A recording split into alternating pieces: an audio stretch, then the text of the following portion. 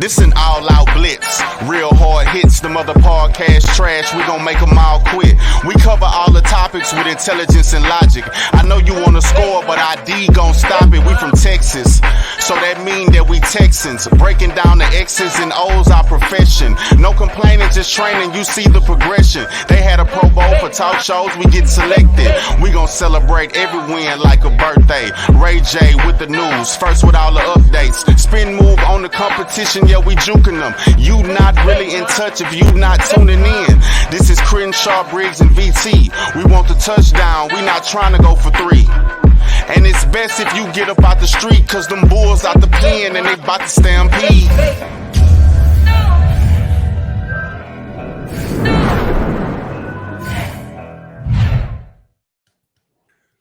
Hey everyone, welcome to the Texans Fan Battle Podcast, hosted by the Fan Battle Sports Network. I'm your host tonight, Matthew Briggs, and as always, I got my amazing trio. First off, I got Mr. BT himself. What's up, buddy? What's going on, guys? And always, guys, if you know, he's been my A1 since day one. I got Mr. Crenshaw in the building. What's the deal? Guys, we got a special guest in the building. If you listen to 97.5 ESPN down there in Houston, you know him very well from the Paul Gallant show. How you doing, Paul? I'm doing good. That intro was fucking awesome. I gotta say, I like the rap. I'm pumped to be here, guys. Let's get it going. That's what I'm talking about. Yeah, it was a group effort. Crenshaw found the music, BT made a video, and I just stayed there and looked pretty. So it looked well. Well, Paul, are you ready to talk some football with us? Let's do it. All right, let's kick off with some NFL news.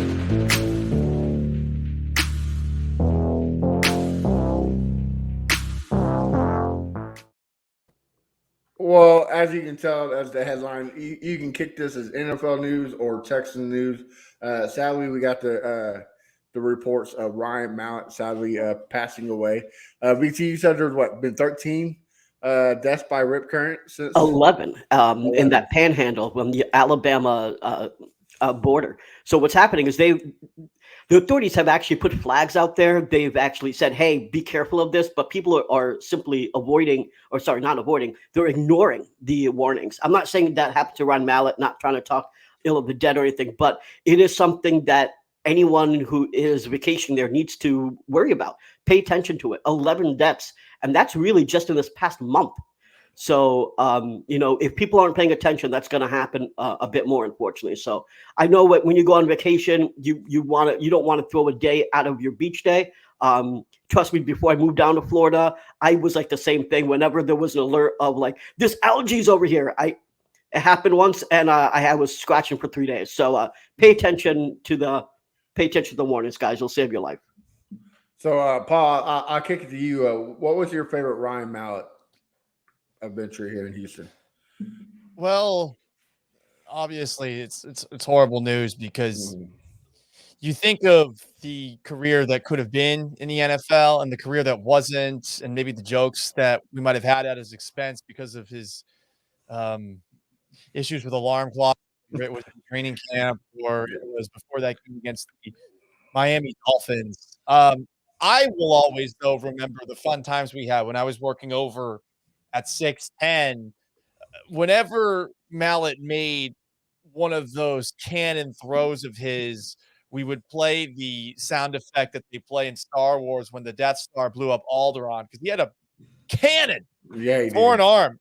Wasn't always the most accurate thing. But I remember feeling legitimate hope with him when he first stepped in for Ryan Fitzpatrick in the middle of 2014, thinking, oh, wait, let's see what happens the rest of the way. He gets hurt, and the quarterback carousel continues. That moment in time, I was like, I think they might have something here after that game against Cleveland where he threw for 200, and I think they ran for a team for 200 yards. Alfred Blue was leading the way, I think, for a lot of that. So that's my number one. Okay. Sadly, at age 35, you never want to hear news like that. Crenshaw, what about you? Yeah, I'm gonna piggyback off Paul. That Cleveland game, we threw his first touchdown to J.J. Watt. I thought we had some as well, because I was like, well, we can't do no worse. And it went downhill, and that's the same. That's the same year we played the Kansas City in the playoffs, lost 30-0, correct? Yeah, that was Yeah, the Wildcat from the goal line. yeah. I don't know what Bill was doing right there. I was hoping that Ryan would have got some burn in that game, but Bill was like, "Oh, Brian Hoyer, you got it." But that was one of the most embarrassing losses I ever seen. That's more embarrassing than the other Kansas City loss that we had. To me, I mean, at home, first play of the game was a kickoff return. Oh my goodness gracious! But yeah, that was my moment right there, Matt. Yeah, I have to agree with Paul. That dude had a cannon. I know they were always joking around that he can hit the big old what's that Titantron with from the 50-yard line. I probably believe it because that dude was massive arm. Also in sad news, Cedric Killings. He passed away from cancer. He played in 2006 to 2007, 45, I want to say. Yep. That's man, cancer sucks. There's nothing else to say except for thoughts and prayers to the family. Paul, do you remember Cedric Killings playing for the Texans I mean, I know the guy broke his neck. on a special teams play? Was it not? Yeah, Yeah, yeah. it's a violent sport, and it's sad, to talk about the two of them gone way too soon. And that to say one more thing about Ryan Mallett, and obviously not to, because I'll be honest, I'm not that familiar with Cedric Killings, but I think it was very cool that in the last couple of years, Ryan Mallett had seemed to find a calling as a high school football coach. Mm. Yeah, I yeah. read a story A, about a that, and successful one too, if I'm not mistaken. I think they were on their way to being a lot better, and he is somebody that whether it was Tom Brady or a bunch of other people brought up, this is a guy who really loved his teammates, and obviously maybe he wasn't ready to be starting quarterback in the league with the Texans, but I'm happy for him that he was able to find something after football because I think for a lot of guys who play in this league, it's really difficult. And Tough. obviously, he was always going to be a legend in Arkansas for what he did in high school there, but I'm glad he had at the very least that, and it's obviously horrible. He's just 35 years old, and I'm sure Mm-hmm. there's a lot of kids that looked up to him that he had coached and been, a fatherly figure to over the last couple of seasons. It's just really tragic in both situations. Most definitely. VT, I kick off to you. Yeah, unfortunately, I'm like Paul. I don't really remember Cedric Killings a lot. What I will say, um, it's sad that he had to give up his career early because he fractured his neck. I believe it was a C4, and I was reading about that. Otherwise, I wouldn't have known really what the issue was. But on top of him giving up his career early, he was dealing with pancreatic cancer. He lost that battle, so it's just sad all around. We lost two young guys, 35 and 45. It's just horrible to see that former Texans, and not just former Texans, former football players, and just human beings. So just a sad day. Most definitely. Chris Hall. Yeah, I like I say, if VT would never told me about Cedric Killings, I would never known about Cedric Killings. I'm just keeping it 100 with you, but it's very sad. Cancer and everything. Like my mom had breast cancer and everything, so it's a very sad moment. So prayers to his family. Yeah, most definitely. We always want to send out good vibes and prayers and thoughts to the family, and like Paul said, the young men that Ryan Mallett wasn't involved with. That's got to be tough, especially a lot of my high school memories involved my coaches. They always shape up in your life. So it's got to be tough. Well, let's get on to a different topic. Let's get a little bit better topic. QB battles is spreading around the league. The Texans. You got the Colts with AR and Minshew. The Titans with a three quarterback system. The Niners. Paul, what quarterback besides the Texans? What quarterback battle are you excited to see and over with? Well, it's funny to see what's going on in Tennessee because it seems like to open things up that a guy in Malik Willis who looked like he might be off the actual roster, given the way that they were treating him at the end of last year, that he is ahead of Will Levis on the depth chart makes me chuckle a bit. But of course, you got Ryan Tannehill at the top. I was sure that they would try to move him or something this offseason. So I like it because it's a mess, and I just generally hate Titans fans. I've dealt with a lot of mentions over the years for things ranging from breaking news story about Jake Locker getting benched for Zach Mettenberger to just thinking that it's bullshit that they get to wear the Houston Oilers uniforms and flaunt it in our faces. You're wearing our ex-wife's clothes, sir. You need to stop. So, yeah, I just like that it's messy in Tennessee right now. I'm also a tad nervous that things might work out really well for Anthony Richardson and the Indianapolis Colts. He's got Jonathan Taylor. He's got at least remnants of that offensive line. So I'd like to not hear about that one and hear more about the messy one in Nashville. Yeah, me and BT has been saying this all offseason. If we couldn't get D'Amico and we got Shane Steichen instead, we wanted Anthony Richardson because that guy and Anthony Richardson are going to be extremely dangerous if it all clicks. Kershaw, which one are you excited to see? Yeah, it got to be Anthony Richardson because I wasn't a fan of his, and VT been like pumping in my ears all off season about this guy, and I think getting Shane it's going to be scary because Jonathan Taylor is healthy this year, and it's going on year 4 for him. Correct? It's year 4. Jonathan Taylor, year 4, right? I think it's year 3. Year 3? Yeah. Okay, this will be year 3. Year 3, okay. So it's still like a contract year for him. So I think he's going to be healthy. I'm very nervous about them because we played on week 2, and I had it as a win, but I'm kind of getting doubts right now that we might lose that game right there. So that's the battle that I'm looking forward to right there. All right, BT. Well, the 2 QB battles that interest me the most are Tennessee and the 49ers. And the reason why Tennessee is really for the reason that Paul said, like we thought that Willis was going to get cut, and now he looks like he's going to be the QB2. The interesting thing is that Levis, at least a lot of people thought that he would take over in case Tannehill got hurt. Probably see him when we play him. We play him week 15 and 17. So you think that's probably around the time that Levis would be starting, right? You got the 32nd overall pick. You got to put him in there sometime. But if Willis is beating him in camp, which is what the reports say that Willis is actually surprising people.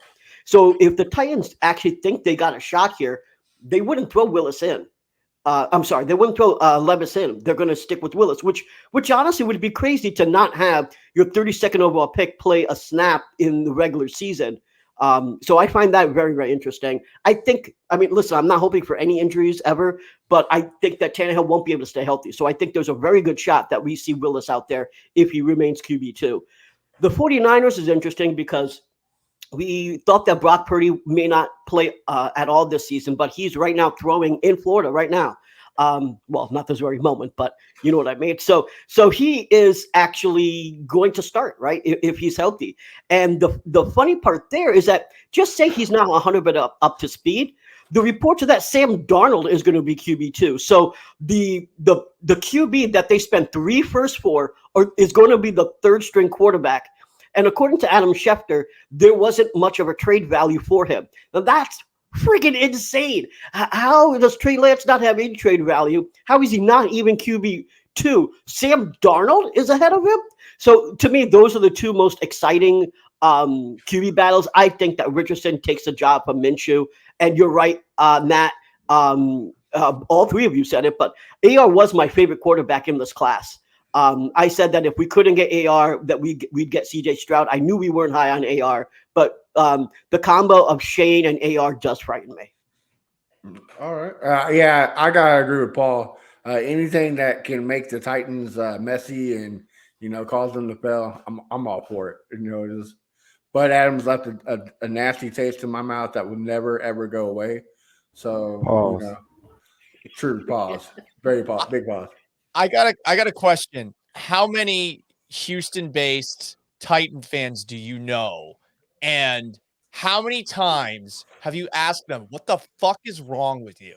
I do not understand for the life of me how people that are living in Houston can still root for the team. But if you go to NRG Stadium for a Texans-Titans game, and I did when I first moved back here from Seattle late in 2021, I was stunned. I was stunned by the amount of people that were clearly from Houston rolling up to the stadium wearing Titan stuff. Maybe it was because the Titans were actually good that year, but it's just a bad look. Like they left you, and you still like them. Yeah, it's surprising. I know a lot, and it sickens me. Like, if some of them are family. If they weren't family, I wouldn't be friends with them on Facebook. But I gotta be peaceful. All right, well, let's go on to the German game. I guess the tickets for the Miami Dolphins and Kansas City Chiefs there in Frankfurt, Germany, sold out in 15 minutes. Paul, I'll kick it off for you again. Are you surprised or? I'm not surprised because if you got money and you want to go to Germany, I guess it's a fun American way to spend your time overseas. I just hate that there's games overseas. This is supposed to be played in the United States of America. Sorry to sound like a xenophobe or something like that, but come on. We're playing in Germany. We're playing in England. And it seems like every single year we're playing more and more games overseas. Here's the deal.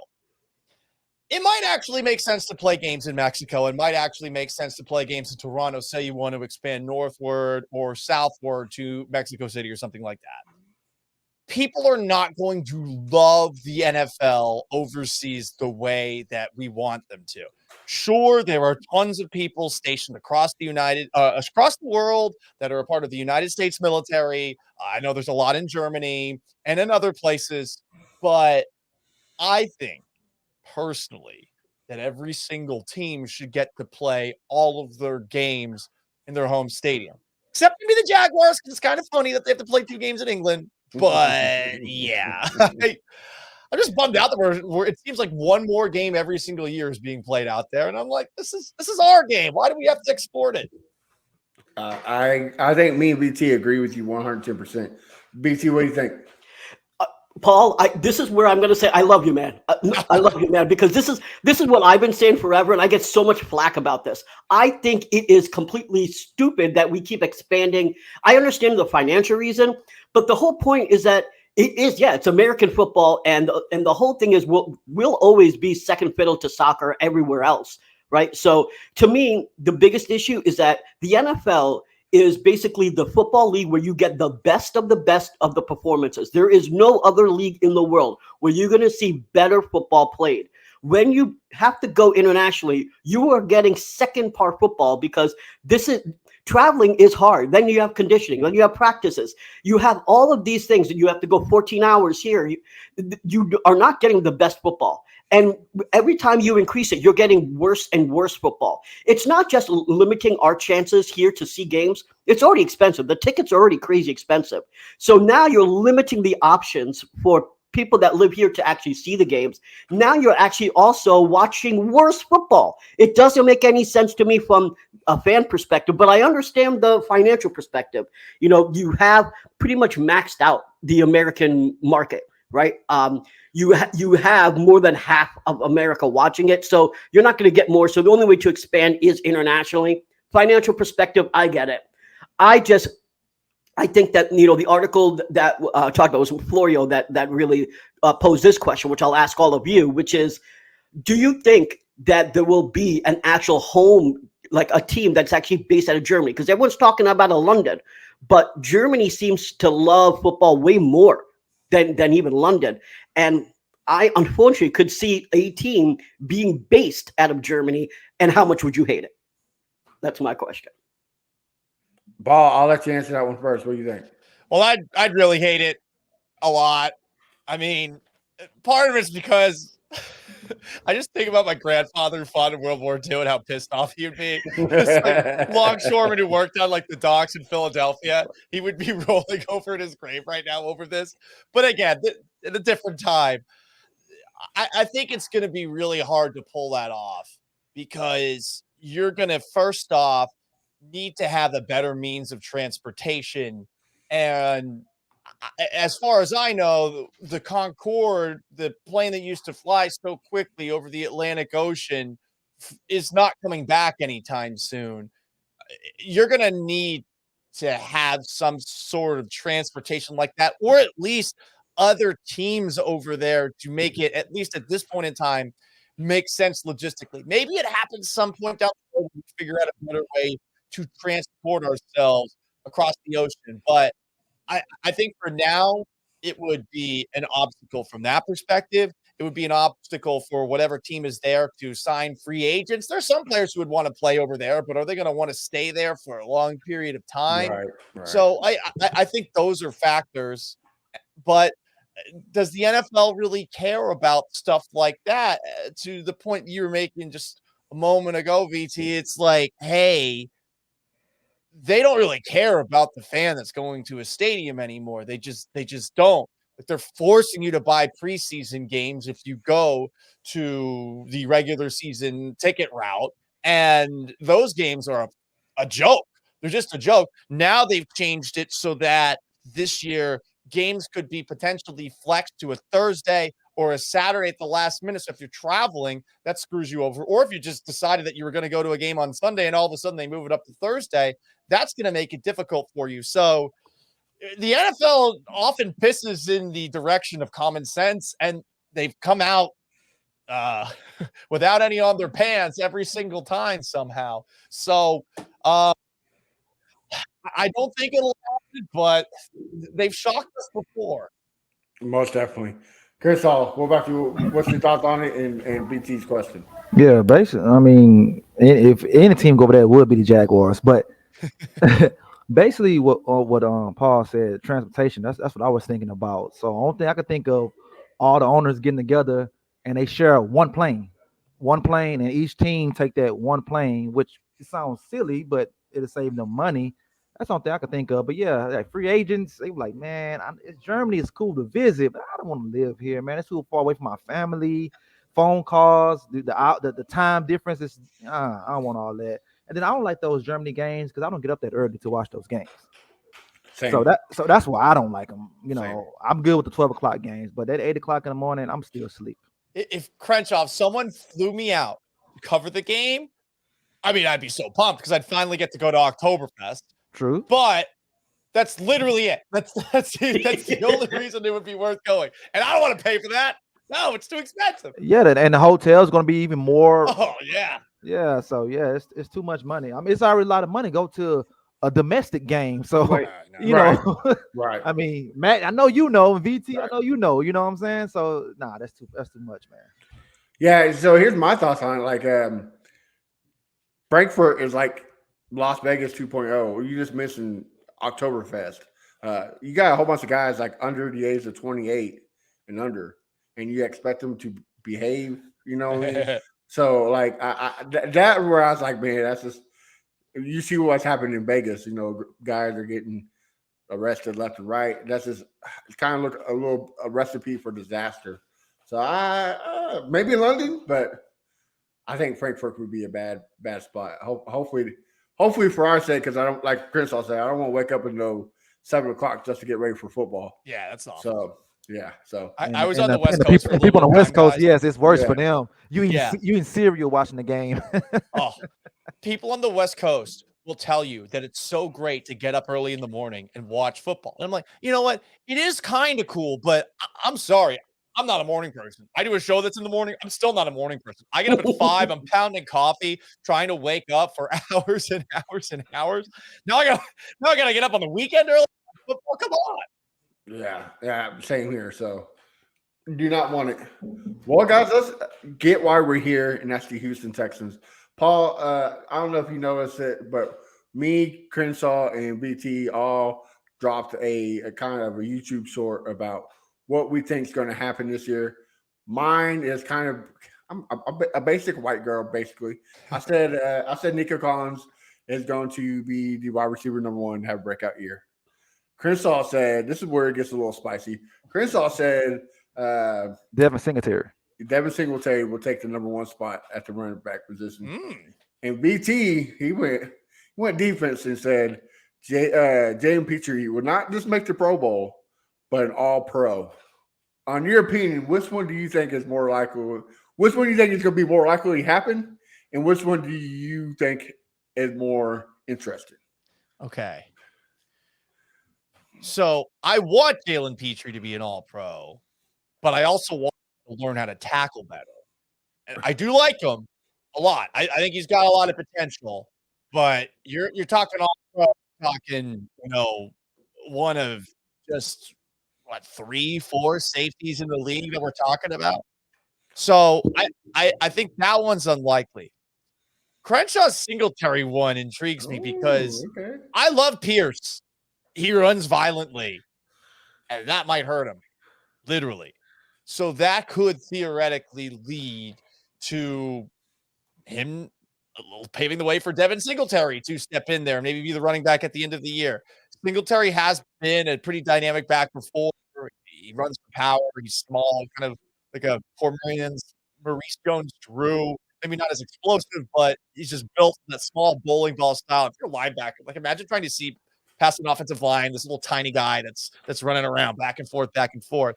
To your point about Nico Collins, it is such a crapshoot with that number one wide receiver spot. I don't know if they're really going to have a number one wide receiver by the end. So I would say for both, it's Crenshaw. The Singletary idea, that's not one I had thought of, and I'm like, oh yeah, Dameon Pierce is probably going to get hurt at some point. I hope it doesn't happen. Marion Barber. Yeah, That's who you run like, Marion Barber, man. Rest in peace. Yeah, for sure. All right. BT, have anything to say to that? Yeah, let me just say why I think Jalen Petrie actually has the best chances of being the first Casera era All-Pro. There hasn't been an NFL rookie that had 125 tackles and 5 interceptions since the year 2000. So he's damn good. The reason why he had 36 missed tackles is because he's a ball hawk. He's everywhere. He tries to be everywhere. His motor is insane. If we had an actual front seven, an actual pass rush, he wouldn't be having 147 tackles, and you wouldn't have 36 missed tackles. No DB should have 147 tackles. The fact that we had him and Jonathan Owens being the tackle leaders shows you how horrible our front seven was. Jonathan Biles. Jonathan Biles, yes, Mr. Biles. That shows you how bad our front seven actually was. We should have a much better pass rush. I don't think it's going to be dominating, but it should be much better with Will Anderson, Sheldon Rankins. But yes, Jalen Petrie is him. And the thing is that once he is no longer having to just run everywhere because he actually has some help, right? Now he has Jimmy Ward on the other side too. That I think that the missed tackles situation gets a bit more resolved. I think it should be, definitely under 20, but hopefully under missed double digits. So let's hope that part goes away. But I think that he actually has a chance within a D'Amico Ryan scheme to actually get more picks too, and more pass deflections. He had 8 pass deflections too. So like, it's not like this guy helped in the run, this guy helped in the pass. The dude was just everywhere. He honestly is my favorite player on their team right now. I know a lot of people either say CJ Stroud or Dameon Pierce, which I understand obviously, but there is something about Jalen Petrie that makes me think that this guy could eventually be one of the best defensive backs in the league. And I'm being serious. The only way he makes All-Pro if the Texans have a good record.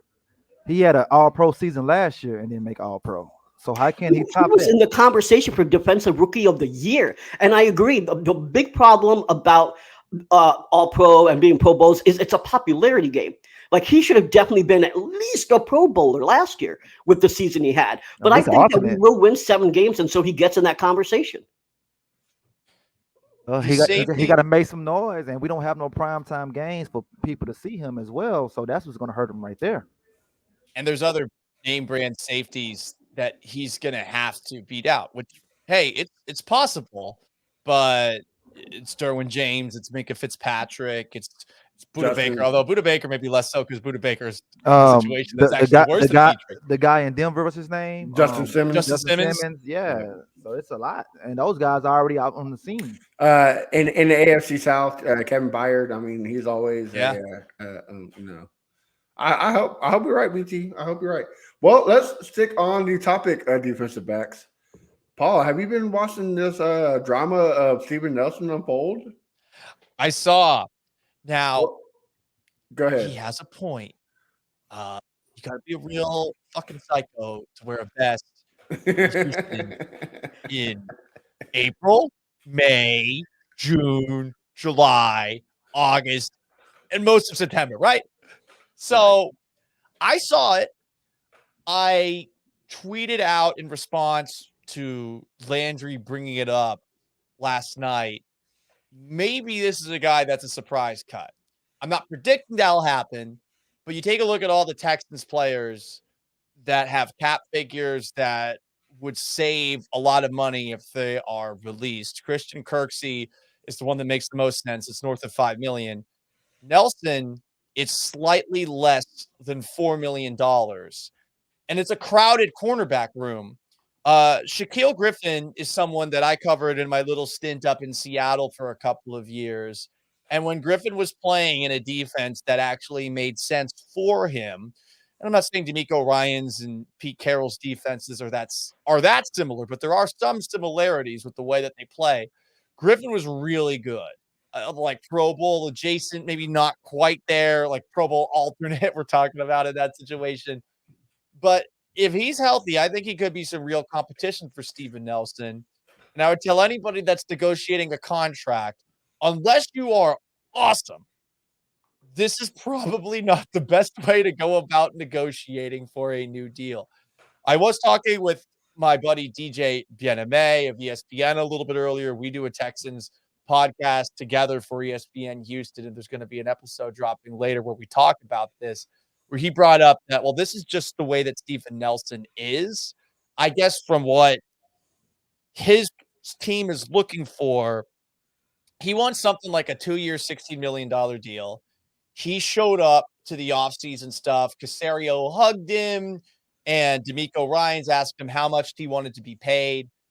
So this could just be a very hostile negotiating move, and maybe all is fine.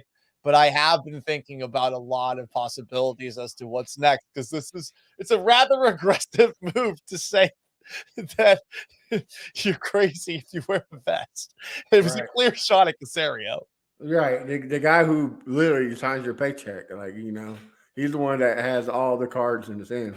Crenshaw, what about you, man? I know you been eating your hot flame so are you going to get spicy with it? Well, that's not the first time somebody asked Nick about that vest. When they had the season ticket deal, one holder said, how many of those vests do you have? Because he think he wear the same vest over and over again. So he should be used to that question by now. But yeah, I mean, it kind of remind me of Dante Robinson, pay me Rick on the shoe and everything. So it kind of remind me of that right there. But they didn't pay him; they ended up trading him, right? So it might not be a good look, but I mean, he played very well last year. I mean, he was our best cornerback. I hope he stays on the team, but like you said, Paul, it could be a surprise cut, and I would hate that because Griffin, he's still coming off the injury. I'm not for sure he's going to be 100% healthy. So totally true. I hope he can text Nick and say, I'm sorry. Hey, I'm tripping. And they can squash that and get the guy paid, man. Pay these players. We got the money. Well, a lot of Texans podcasts like to copy some of the stuff we do. I hope Steven Nelson doesn't watch this and copies Crenshaw's idea and wears a vest at training camp that says, pay me, Nick. I know you want that. That'd be. Hey, he's stylish. Right? If you've ever seen Steven Nelson after a game, the guy wears some bomb Hawaiian shirts. I'm a big Hawaiian shirt guy. So like the Nelson Rock. seems like the kind of guy who would do it. And I hope he listens to you, Crenshaw. I think he should do that. That would be sick. Come on, Nelson Island. Let's do it, baby. BT, what about you? Yeah, I mean, I think that all right, I have a couple problems with this. One is that he wants a contract extension, but the thing is, if he wanted to get paid on his second year, he could have said, hey, just give me a 1-year deal. Give me a prove-it deal. I can prove myself, and I'll get a better deal the second year. No, him and his agent decided to get a 2-year deal. All right. Now, I cannot even understand that, hey, you think you outperformed your contract and you want extension? All right. You got David Mulligata as your agent. All right. Let your agent do your job. Calling out the general manager, saying you can't trust a motherfucker that wears a vest every day, ain't gonna get this shit done. And then on top of that, this is the only thing that people are necessarily talking about. But if you looked at his tweets the whole night, he looked like he was taking shots at everyone. I think he took a shot at Laramie Tunsil. He talked about, what about these dudes that have nose rings and long earrings? Well, guess who wears that? That's Laramie Tunsil. So now you're throwing a shot at arguably the best player, the most paid player on the team at the same time. What is wrong with you? And the thing is, I think he's just jealous, right? Because right after Laramie got his extension, he tweeted out, I'm next. And I think when he said that I can't trust a motherfucker, I think he's saying that he had some sort of conversation where they said, hey, if you do well, we'll extend you. And now he's saying that, hey, you didn't abide by your end of your bargain. But in all reality, he was good, but he wasn't fantastic, right? Did he outplay his contract so much where we are forced to extend him? I mean, Shaquille Griffin could potentially pick up exactly where he left off. He wasn't like he was fantastic out there. Well, who was And better the than whole him? thing is that, Who was better than him, though? I mean, just because we didn't have better players at the time doesn't mean that's why we should keep him. Who is better than Christian Kurski? Should we keep him? I mean, that doesn't say much. Last year our squad was shit. So I don't care just because he was but it was shit, and he came and played every game. He could have nailed it in. He could have nailed it in, but he came out there and played, right? I'm gonna play devil's advocate. Looking at the cornerback, stat wise rankings, Steven Nelson was like, I think 39th or something like that, and the person right behind him was Desmond King. I mean, not in the whole NFL. So I mean, Desmond King is gonna fit in a better scheme than Lovey. So that could be the guy who takes it. We all know he's not a number one shutdown corner or number two, more of a slot corner, but who knows? I mean, like I've been saying, scheming fixes everything. And D'Amico Ryans is a hell of a schemer. So, I mean, right.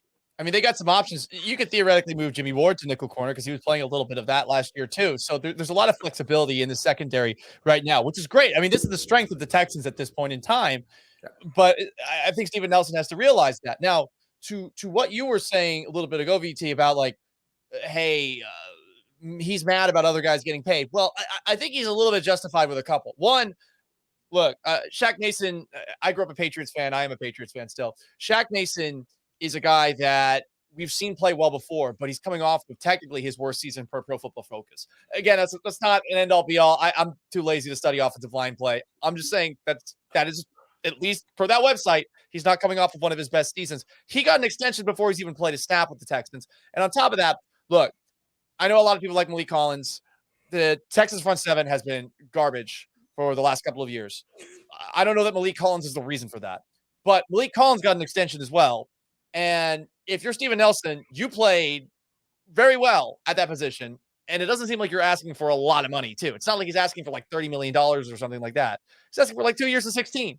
And I would imagine a lot more of that money being guaranteed, so that's more of a 2-year contract than a 1-year contract, because a lot of these contracts are so much funny money. So that would be the devil's advocate argument I would make, or if I were Steven Nelson's agent, pay me, Steven. That is the argument that I would make. Hey, not bad at all, right? So, anything else, BT, before we?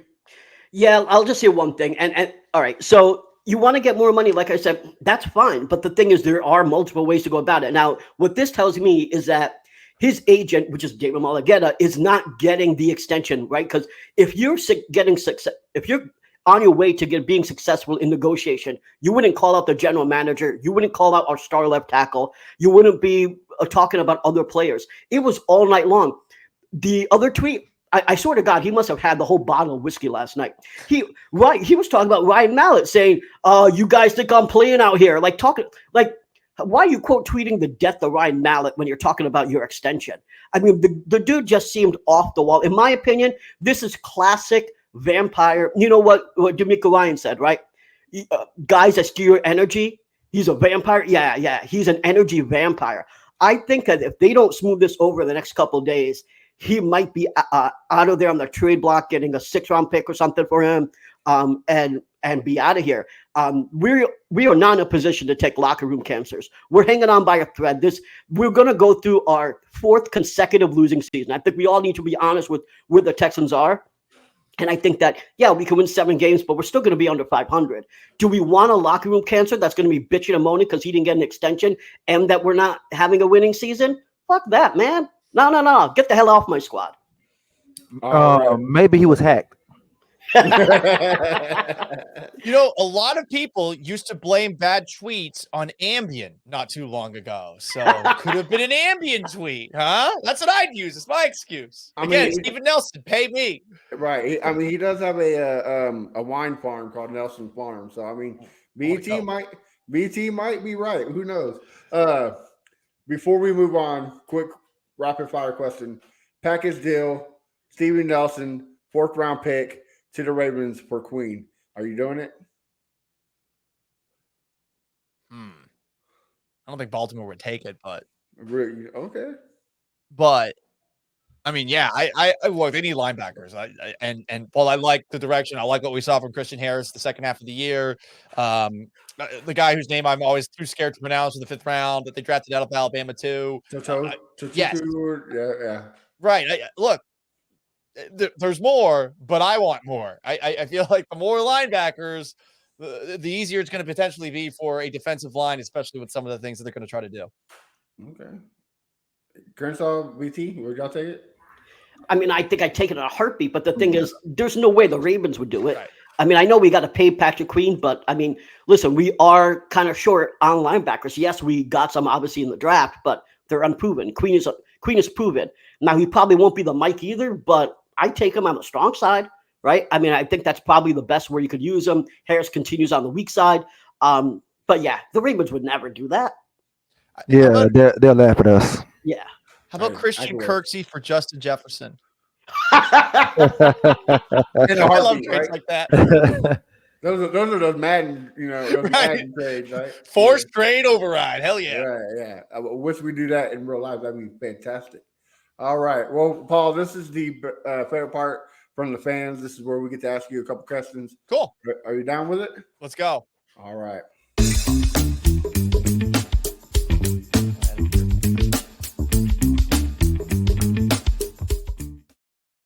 So, who is Paul Gallant? I am going to kick it off with VT. So I got to ask if you could talk about the Steven Nelson situation in your Tucker Paulson character. And I know it's on the spot improv. It may only be a sentence, but I got to hear something about what Tucker Paulson would say about the Steven Nelson situation. Okay, so for those who are unaware, I do a really shitty Tucker Carlson impression. No, it's actually really good. Thank you for saying that. Come on. I was about to say, come on. It is literally me mocking a stand-up comedian who mocks him. Essentially, it all stems around wrapping things up by saying, what is happening? What is going on? And then blaming something on Biden or some other left-leaning person. So let me think here. Steven Nelson plays America's game for a living. Honestly, he should be playing the sport for free, teaching America's youth that it's not about the money, it's about teamwork, camaraderie, friendship, the American way. But Steven Nelson doesn't want that. Now Steven Nelson is promoting a lifestyle without vests. I know that I wear a vest in the winter when it's cold outside so I don't get a cold. What is happening? What is going on? Steven Nelson is teaching America's children that they should disobey authority and go get sick and cold outside. Oh, that was great. Incredible. Yeah, you're selling yourself short on that one, Paul. You do a great job. Crenshaw, what about you? Okay, you've been grinding everywhere. Right now you're on ESPN 97.5.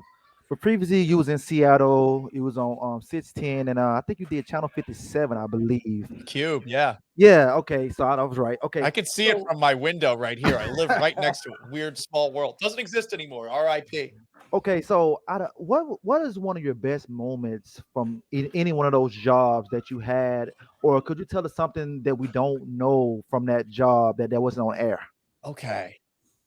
Well, there's a couple. Now, the reason I started doing the Tucker Carlson thing is because when I lived in Seattle, I lived in the autonomous zone. I changed my mind about the autonomous zone, but I never tweeted about it. And the next thing I know, all of right-wing media pounced on me. I was getting death threats and hate mail for like weeks. It was insane. If you're bored, look up Paul Gallant, chill, DAWC. I had a lot of fun with it. I wish that I was allowed to have more fun with it because I don't take myself seriously at all. I'm an idiot that talks about sports for a living. But if you want a sports one, my first day ever reporting on an Astros game. Now, this was when they sucked. This is, I want to say... The Astros, huh? This was when it was 2012, right? Like, there's not even light at the end of the tunnel. And I remember while working at 610, I was tasked with my first ever reporter's assignment. I'm driving on the way to the stadium. I accidentally like bumped into somebody in front of me, pulled over to the side of the road. We talked. The person's like, "You have a piece of shit car. It's fine." I keep on going in. I get to the ballpark. I'm kind of stressed. I'm like, why the fuck am I here doing pregame show coverage of an Astros and Marlins game? But Ozzie Guillen, who was then the manager of the Miami Marlins, had been suspended by baseball a couple of weeks before for saying in a Spanish magazine interview that he loves Fidel Castro, which for anyone who's aware about Miami's demographics, it's a stupid fucking thing to say, even if you are joking. Because Miami is largely Cuban expats, many of whom are descended from people who actually fled from his regime there. So when I look at him, I realize nobody had asked me follow-up questions since the suspension. So I just asked him, "Hey, man, have things cooled down back for you in Miami?" I was a little nervous asking the question. My heart's racing a little bit. And he said, like, "What?" And I asked the question again about what you said last month. What I say last, and he's like, "Oh," and I'm like, about Castro, and I'm starting to sweat. He looks at me and he goes, "Grow the fuck, motherfucker. Are you kidding me? What the fuck kind of question is that?" And I'm like, but I'm laughing because I'm like, I can't believe Ozzie Guillen just swore at me. So I walk away. He says, "Nice try, kid." And I'm laughing. I go up into the press box afterwards thinking, okay, this is a pretty good day for me. I'm going to get a little publicity out of it. I'm like nobody at this point in time. And this guy comes up to me and wearing an MLB polo. And I'm like, is this guy security? Am I about to get kicked out of the ballpark? What the fuck's about to happen? This guy gets up to me and he starts just yelling at me. He's like, "You knew exactly what you were doing with that question. How dare you? You make a mockery of this industry, blah, blah, blah." And I'm just like, well, my boss is right next to me. So I'm like, okay. I was waiting to get taken out of the press box. Turns out that this guy was named Richard Justice, who was a sports writer locally in Houston for a really long period of time. And I still have beef with him over that. But anyway, I guess that's maybe my most fun story. I had many interactions with Bill O'Brien over the years that were sometimes tad hostile. Uh, it's been fun. I've been being here. Most of my fun experiences happened here in Houston. That's for damn sure. Right, it's the best city of all time. Hell yeah. So I am the chef of the show. And the fatty. I love to eat. So I always base my questions off of food. Seattle or Houston? If you had to eat to save your life, which city are you eating at? There's only one thing. What the hell's my cat doing? Oh, yeah, there's only one thing that Seattle has on Houston, because I think Houston is the best food in the country. And I grew up in Massachusetts. Massachusetts is pretty good seafood. That's pretty much it. They tried to do Mexican food up there. It's awful. I lived in Florida. There's some nice things in Florida. Publix is good subs to HEBS grocery store there. Key lime pie, amazing. Syracuse, New York is terrible. Never go there. Seattle has really good donuts. And I know everyone swears by Shipley's here, but I'm telling you, Seattle donuts are the best donuts I've ever had, and I was shocked by how good they were. But outside of that, Houston has incredible Asian food. And there's some good Asian food in Seattle, but not a ton of good Asian food. I'd say specifically like ramen places, Japanese places that they have up there. Houston has, I think, the best barbecue scene. I think it has the best Mexican scene. I mean, shit, I go to El Tiempo far too much. It's the margaritas for me. There's no comparing. I really do think pound for pound, Houston has the best food in the country, the biggest range. You are looking for any kind of food.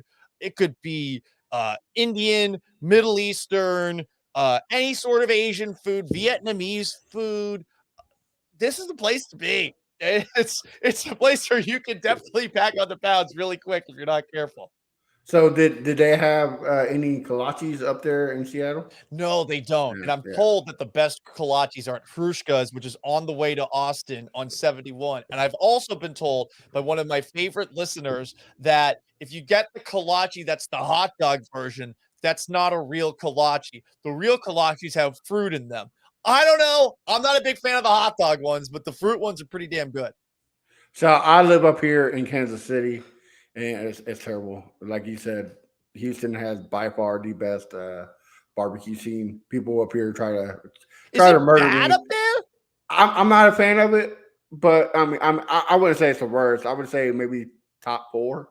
Behind Memphis and Houston, Carolina, even Carolina. Yeah. Carolina. I was not a fan of it. So, but they never heard of a kolache. I was like, hey, you have any kolaches? They're like, in English, please. I'm saying I am a kolache. Do you have one? So Wow, they don't even have it. Damn. yeah, it's Hey, I got a question about Seattle. Where are they fans at? Is it mostly in Seattle or is it Oregon? Is it Canada? Where are they fans coming from? They're from right outside the actual city itself. Because I think, Crenshaw, what you're hinting at is that there's a lot of out of town folks that come. I mean, I was one of them. And I would say a lot of the ones that live in the interior city, it's gotten so pricey now. Those are largely people that are working in tech. And those people go to the games because these tickets have gotten really expensive over the years. But it's generally from the suburban areas where Seattle starts to transition from Tacoma or something like that, right? Tacoma is a great example of it. There's Auburn. There's a bunch of names I'm forgetting off the top of my head. There used to be some sort of acronym to describe the Seahawks fans that don't live in Seattle because a lot of Seattle people are like, these people are the absolute heathen trash because they're just absolutely crazy at the games. But look, that home field advantage, I tell you what, the first game I went to, it was a Thursday night football game between the Seahawks and Rams. It was early 2019. Russell Wilson played an incredible game, had some of the most beautiful passes I've ever seen to Tyler Lockett specifically. Still pissed the Texans weren't able to get Tyler Lockett. Fucking Jalen Strong because the Seahawks traded up in front. No offense to Jalen Strong. They could have had Tyler Lockett. But sorry, tangent.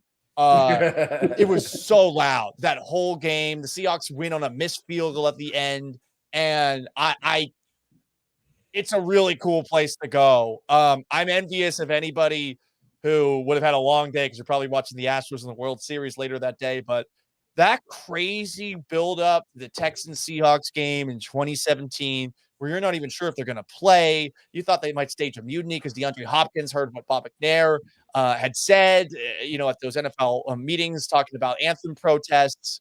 And they go out there and they just played an incredible game. And it just sucks so much that Deshaun Watson got hurt like a couple of days later and tore his ACL. Different time with Deshaun Watson, the different mindset on him. But anyone who went up to that game as a Texans fan, I think had a good time. That's a great place to watch football. Yeah, like I said, I live up here in Kansas City, so every time the Texans, every time Texans come, I hate going there because too loud. The atmosphere is just. I mean, it's great for Chiefs fans, but like you say, if you're a Texans fan, especially that year we lost to the Chiefs in the playoffs, but we beat them in the same year in the season. Yeah. I went to that game. And I thought I was gonna get hung. Like I thought people were gonna murder me. Like how like they're just yelling, "How dare you?" And I'm just sitting there pointing at the scoreboard. I'm not saying nothing. I'm just pointing at the scoreboard. It's like all you could do. Yeah, like hey, look, ain't my fault, but don't. They got the last laugh, so that's all that matters. Yeah, yeah. BT, Crenshaw, any last questions before we end this? I got one last question. If your life was a real movie and whenever you walked into a badass scene, you would pick a song that represented you. Slow motion walking, flames behind. What Cars song exploding. would that be? Oh, that's an awesome question. Okay, well, there's options here. There's a bunch of AC/DC songs that I'd love, but if I'm being true to myself, people don't appreciate Creed. They don't. Some dad rock. All right. They don't appreciate Scott Stapp. Right. I don't know if it would be Take Me Higher or My Sacrifice or One Last Breath, which is kind of a depressing song. Probably be Take Me Higher, the riff. Yeah.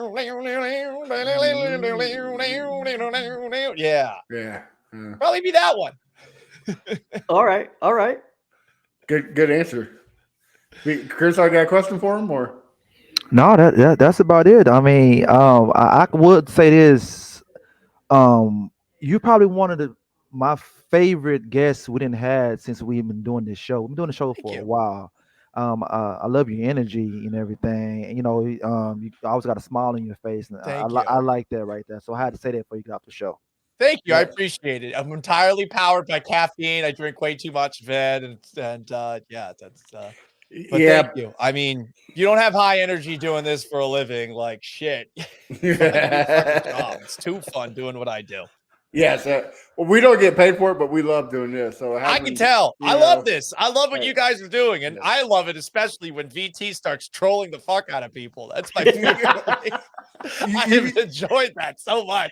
Paul, you'd be surprised. That's how we get like half our guests is BT arguing with people. Like he argued with James Palmer, Ron Hughley. Like he's argued with half our guests, and he's like, Chris. This is where Chris comes. And he's like, hey, why don't you just come on the show and let's talk about Good it. cop, All bad right, let's cop. do it. Yeah, exactly. Good cop, bad cop. Yeah. It works. But people ask us all the time, like, man, how do you get these wonderful guests? BT just badmouths them until they, until they tap out and they come on the show. So, That's awesome. But yeah, Paul, we're definitely gonna have to do this again with you. It was Please, anytime. I don't have fantastic. anything to do. I'm gonna hang out in the cat. Fantastic. All right, well, Paul. In the wise words of Crenshaw, this is the worst part of the show because this is where it ends. Why don't you tell everybody where we can find your wonderful stuff and on social media? Well, I have a YouTube channel, youtube.com/Paul Gallant. I sometimes do a podcast, but it's very rare that I actually do it because I'm lazy. But you should listen to my radio show, which you can hear every single day from 10 to noon, weekday from 10 to noon, ESPN 97.5 and 92.5. Has a show podcast as well if you're into that. I post clips from the show on my YouTube channel afterwards. I have a TikTok. I don't know how I have any followers on it because I feel like an old person whenever I'm on it. But pretty much just search Gallant Says on anything. You'll find me. Just look for the super white guy with massive eyebrows. That's probably me. And guys, thank you. I had a blast, and I would love to do this again. Dude, I'm telling you, if you do your impersonation on TikTok, it's going viral. So that's all you need to do. BT, where we can find you at? You can find me on Twitter at Brown Chubby Bear. Like we've been saying, I love talking ball and I love arguing about Texas football. I'm on Spaces multiple times a week. Come and find me. You can find my latest article about Jalen Petrie on our new website, fanbattlesports.com. Check that out. And me and Leo do an after-hour show, which we'll do another one tomorrow. I don't know whether we're going to do a Zoom or Space, but follow our socials if you want to be part of that. And follow us on OnlyFans to find Yep, OnlyFans. OnlyFans. Subscribe now. Crenshaw, what about you? You can find me at Fit for Crenshaw everywhere. And you cannot find them on OnlyFans, so don't let Yeah, not on OnlyFans. yeah. Only VT and Leo. Yeah. Pause. You can find me at A1 Day 1 Texans and on the fanbattlesports.com website where you can find some great articles for me, myself, and BT. I don't know why I said me, myself, but, let's go with it. And then you can find the show Texans Fan Battle everywhere. Guys, until next week, have a wonderful day. And again, Paul, thanks for coming on, man. We appreciate Anytime. it. This is Crenshaw, Briggs, and VT. We want the touchdown. We not trying to go for 3. And it's best if you get up out the street, cause them bulls out the pen.